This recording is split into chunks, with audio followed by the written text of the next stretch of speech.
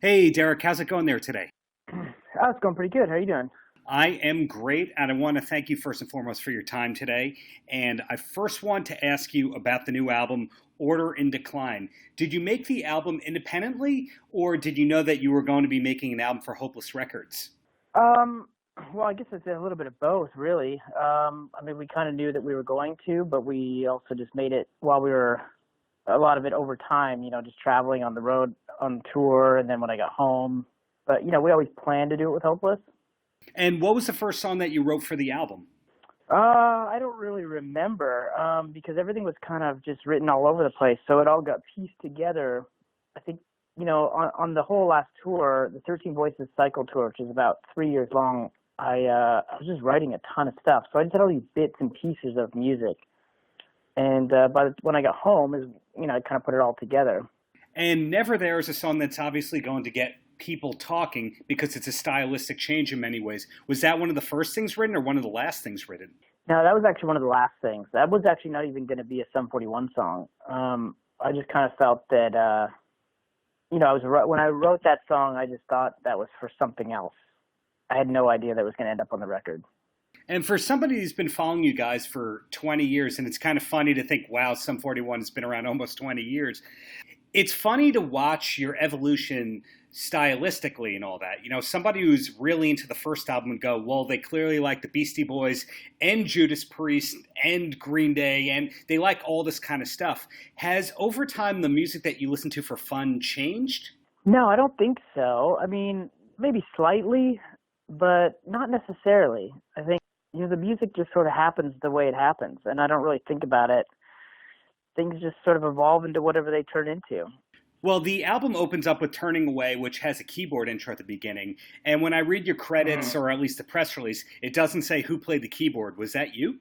Yeah, well, that one's actually. I mean, there's a few keyboards in that, and the intro to that is a piano, which I played that too. But I mean, there's a bit of myself and a friend of mine named Mike Green who played.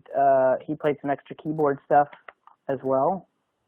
But I mean, the stuff that we use keyboard-wise and piano-wise is pretty basic level. It's not really anything too difficult to play.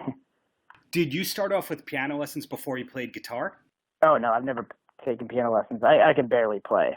I can play enough to write some music on it and throw a little bit of color into a song for texture or something like that. But I can't really play piano that well.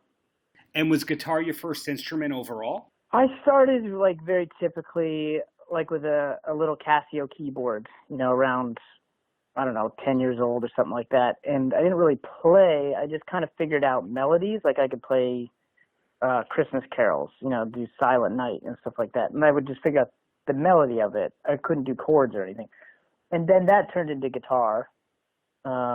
And then, sort of everything else. So I sort of dabble a little bit in all the sort of normal instruments, drums and bass and piano, keyboard, stuff like that. And what was the album in particular that made you want to play guitar? Was it a specific artist or song? Well, when I started playing, it was around the time that the two biggest bands in the world were Guns N' Roses and Nirvana. When I first picked up a guitar, the first thought is, well, I want to be Slash. Because I don't think there was anybody at that time that was making, playing guitar look that cool. Like being a real great guitar player, like he was kind of like the guy at that moment. The way his hands move, the way he holds the Les Paul, his whole look, everything seemed really cool. I quickly kind of gravitated more towards songwriting, and that seemed to me like the simplicity of Nirvana sort of opens that door of letting you know that, hey, maybe you could write some songs with only three chords too. Right. Well, going back to what you said where Never There potentially was going to be something for another artist, are you the kind of person that's writing all the time even when there's not an album to make? Oh, yeah, definitely. It's just, I mean, I don't write all the time, but I do write when there's no reason to write. It usually just comes out of nowhere. I don't always sit down. A lot of times I don't sit down to write. It just sort of happens, because there's always a guitar or something around. And you just kind of pick it up, and I don't know, 10 minutes later, all of a sudden you kind of got a riff or something. And so that happens more often than, then I sit down to try to write. Do you have any creative outlets besides music and songwriting? Probably not. I don't think so. Well, I ask that because Not that I can think of. a lot of musicians, when you ask them that kind of thing, they actually also say, well, plus I want to, write films, or I also want to do stand-up or something like that. And of course, you're a funny guy, and you're known to be a funny guy. So I'm curious if you ever had those aspirations to do anything besides music professionally. I think you might be the first person to ever say that I'm considered a funny guy. But I would not, I don't think so. I mean, possibly writing in or like creating like a TV show or movie would be interesting. I've never gone down that road. I've talked about it with some people, especially knowing a lot of people in Los Angeles. You get into those conversations of, well, wouldn't it be cool if this? But it's never happened. And so I take it there's no Deryck podcast in the pipeline. No, definitely not. So ultimately, you said with your last album that it was the culmination 3 years on the road. Do you foresee it being that way with this album too? Or do you hope to scale back touring because, everyone gets older and nobody wants to be on the road as much? I think we haven't slowed down yet. So I don't know when we will. I'm sure that feeling may end up happening at some point. But as far as like feeling older and got to slow down, that hasn't happened yet. So I don't know. I don't know if I'll continue to write because that, like I said, that just sort of happens or it doesn't. We'll see. And so as a band that had a lot of success on its first few albums out the gate, having, internationally charting hit singles and doing huge tours, is there anything that you haven't yet accomplished with Sum 41 that you're still hoping might? I mean, definitely, but not anything I can think of. I just know that there's so much more to do. I feel like we've done a lot of stuff, but I see things grow. Every time we do a tour and we go out there, it gets bigger. So really my goal is to just see where this goes. So it sounds like you're the kind of guy that, if I can put words in your mouth, you write music, you're happy to write the music, you're happy to play the gigs, and you don't really think or plan. Everything kind of happens organically. That's exactly it, which makes it hard for me to answer a lot of questions a lot of times because I don't really think about a lot of stuff. I just sort of feel my way through things, and the things that are on my mind are the things that are happening today or tomorrow. And that's about it. So is there somebody in the band who all along was the business person that was always pushing things ahead with management and coming up with the ideas away from the music?